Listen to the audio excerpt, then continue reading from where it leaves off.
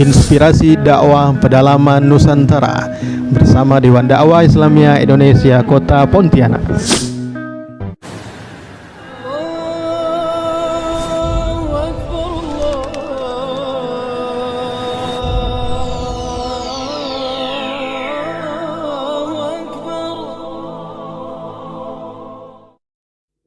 Kita ini Pak, Dewan Dakwah sudah mengirim 1.500 da'i ke seluruh penjuru pelosok Nusantara. Tapi angka itu sungguh tidak bisa mengcover semua daerah yang menjadi target kita. Oleh karena itu Dewan Dakwah Kota Pontianak dengan direkturnya Bang Salahuddin, sekarang kita sedang merintis. Sudah 3-4 bulan berjalan, mahasantri dari seluruh Kalimantan Barat, dari pelosok-pelosok daerah kita tarik ke kota ini, ke Kota Pontianak. Kita kader di Akademi Dakwah Indonesia di Kota Pontianak, untuk kemudian mereka kita kader jadi da'i, jadi ustadz. Habis itu kita kirim kembali ke pedalaman. Satu daerah di Sanggau itu Pak, Muslim 40 kakak, non Muslim 200 kakak. Dulu rutin da'i-da'i Dewan Dakwah masuk ke sana. Karena da'i Dewan Dakwah ini ditugaskan itu 2 tahun sekali Pak. Walaupun ada beberapa da'i yang kemudian dia tidak balik lagi, tidak kembali lagi, karena dia harus menikah dengan orang yang ada di kampung itu. Kemudian dia punya pondok pesantren, dia punya sekolah, dia mengelola TPA, membangun masjid sampai mati di kampung itu. Tapi di Sanggau ini kita dapat satu daerah di antara banyak contoh yang lain, di Landak, di Kapasulu dan lain-lain, Muslim minoritas.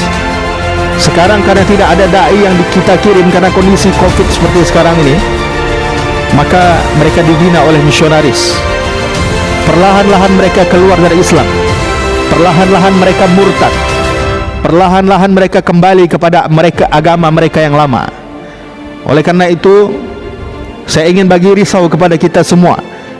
Dakwah ini Pak, hidayah ini Pak, agama ini Pak, bukan hanya milik orang kota saja. Orang kota sudah banyak ilmu, sudah banyak ustadz, sudah banyak da'i, di mana-mana masjid penuh dengan pengajian. Tapi itu tidak terjadi di pedalaman, tidak terjadi di daerah-daerah terpencil yang minoritas dan minim pendangkalan akidah, rawan pendangkalan akidah. Oleh karena itu Dewan Dakwah konsisten. Muhammadiyah boleh dia berdakwah dengan pendidikan, dengan sekolahnya. NU boleh berdakwah dengan pondok pesantrennya. Tapi tidak ada yang ke pedalaman, tidak ada yang membina masyarakat di ujung-ujung kampung, di ujung-ujung pedalaman, tidak ada. Maka Dewan Dakwah sejak Allahyarham Muhammad Nasir mendirikan Dewan Dakwah Islamiyah Indonesia, setelah Masyumi dibubarkan oleh pemerintah pada waktu itu, maka Dr. Muhammad Nasir mengatakan, dulu kita berdakwah lewat jalur politik karena masih ada Masyumi Pak. Maka ketika Masyumi dibubarkan oleh pemerintah, maka apa kata beliau? Sekarang kita berpolitik melalui jalur dakwah. Maka Dewan Dakwah konsisten dari dulu sampai sekarang mengirimkan da'i-da'i ke seluruh pedalaman Nusantara untuk membina masyarakat di sana. Dewan Dakwah hari ini selain dia memiliki Akademi Dakwah di seluruh Indonesia, kita juga memiliki lembaga kaderisasi da'i dan ulama di Jakarta atau di Tambun, Bekasi. Namanya Sekolah Tinggi Ilmu Dakwah Muhammad Nasir, baik di Jakarta, di Tambun, Bekasi.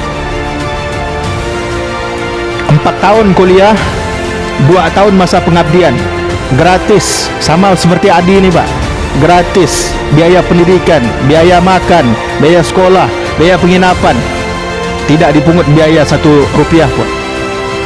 Tapi ketika mereka telah selesai, mereka telah diwisuda, ijazah mereka kita tahan. Sebelum mereka menyelesaikan pengabdian, kalau di Adi minimal 3 bulan, kalau di STD Muhammad Nasir minimal 2 tahun. Selesaikan masa pengabdian dakwah ke pedalaman 2 tahun, baru mereka bisa dapat ijazah. Oleh karena itu jemaah yang dimuliakan Allah Subhanahu wa taala, Allah Subhanahu wa taala berikan nikmat banyak kepada kita. Kalau kita fikir-fikir Bapak hadirin yang dimuliakan Allah, nikmat sehat Allah telah beri banyak kepada kita. Nikmat rezeki bukan main. Nikmat kesehatan Masya Allah. Nikmat keluarga, anak, isteri, cucu, Allah berikan nikmat kepada kita. Nikmat bermasyarakat, nikmat